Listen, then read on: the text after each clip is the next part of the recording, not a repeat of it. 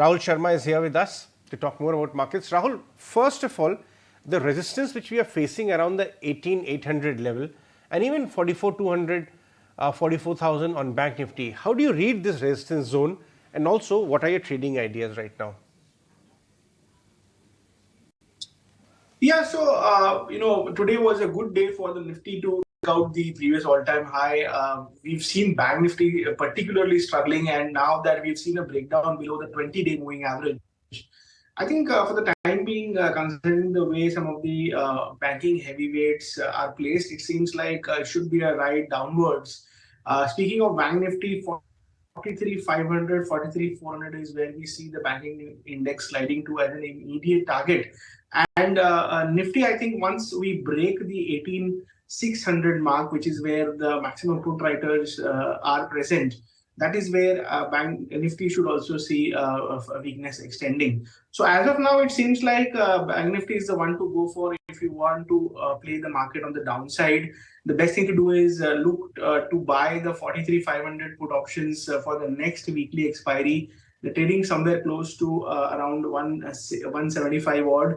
Have a stop loss placed at 100, and I think there's a good possibility that Bank Nifty slides down, and this option sees a target of around 300 on the upside. So on the Nifty, it's particularly a no trade zone. One can look to take a directional trade once either 18,600 is broken on the downside, or we come out of this rut and the momentum, especially from the index heavyweights, comes back right in. So for Nifty, I think it's going to be a slightly longer road ahead, whereas Bank Nifty seems to be a clear favorite for fresh shorting at these levels.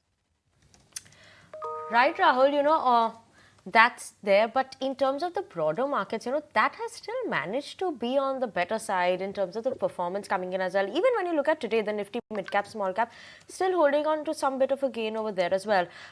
What is your view on that mid-cap, small-cap space? There's a lot happening in that space as well.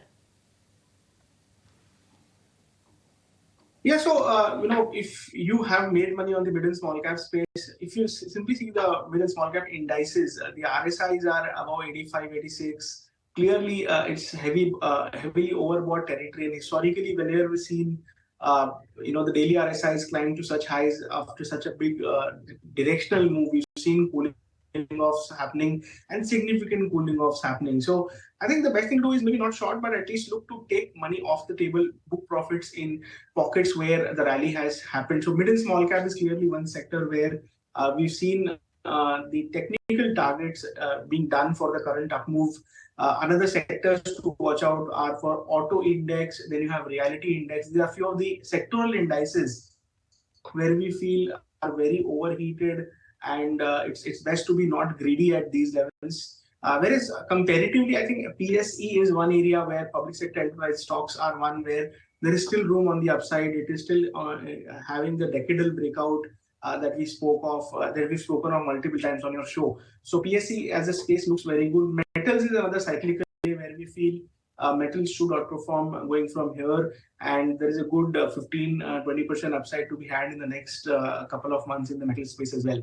So these are the pockets where we feel it's best to be booking profits that you see of second run, and especially the underperformers like PSEs or maybe the metals are the ones where one can look to shift money from these pockets which have done well. You make a very good point that from March lows, market may have rebound only, Nifty may have rebound 2,000 points, but mid cap, small cap 40-50% in very short period of time. So booking some profit may not be a bad idea.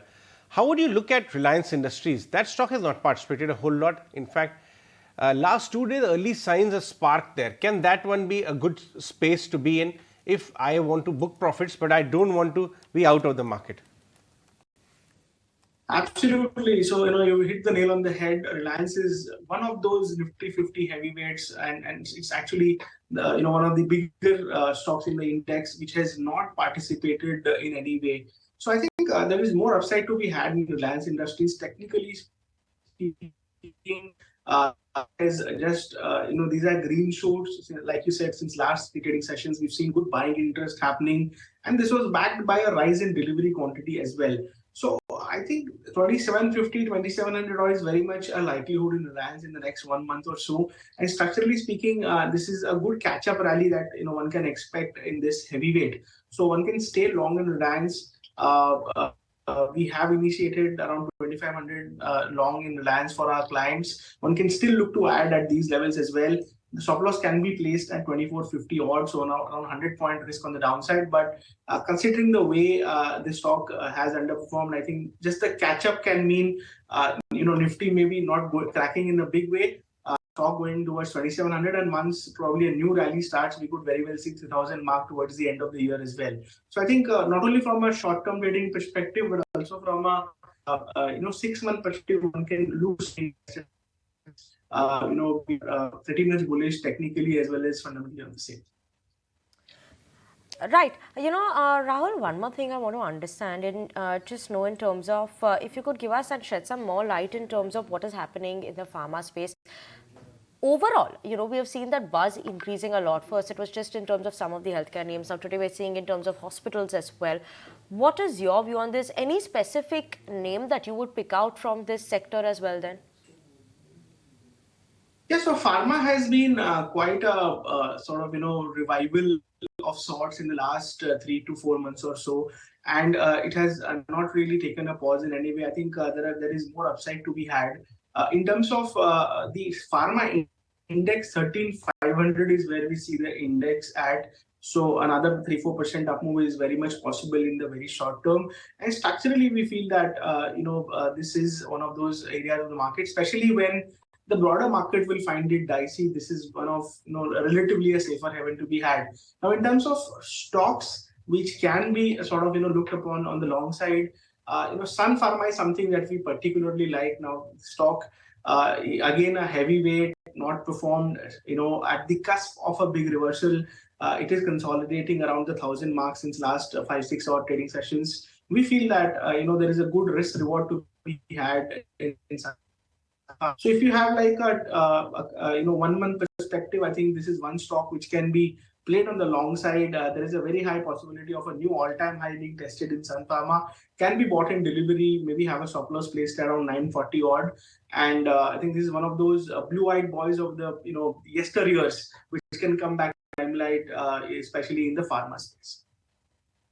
I want to talk about small cap pharma space. RPG Life, it's a RPG group company, and it did very well last year, then went to a consolidation. Now, 2 days before the analyst day, the stock is kind of getting active once again. What does the chart tell you of RPG Life? Yeah, so chartically speaking, this stock has been, relatively an outperformer, and the very current structure, it's a bullish Poland flag pattern that it is developing, which is essentially a continuation pattern. We saw a good rally happening from 800 odd levels. It took a bit of a breather around 930, 935. I think now, there could be another round of up move where we should see the stock crossing the 4-digit mark. So, along with this sector, I think, this stock can also do well. So one can stay invested, one can stay long in this one. I think, there's a good 6-7% upside to be had in the very short term. And structurally speaking, as long as it manages to sustain above the 800 mark, this is a very good stock to be had in the portfolio as well. So, oops, I think we lost Rahul. In fact, he was just winding up his view on RPG Life and was saying that it's a good stock to have in long-term portfolio.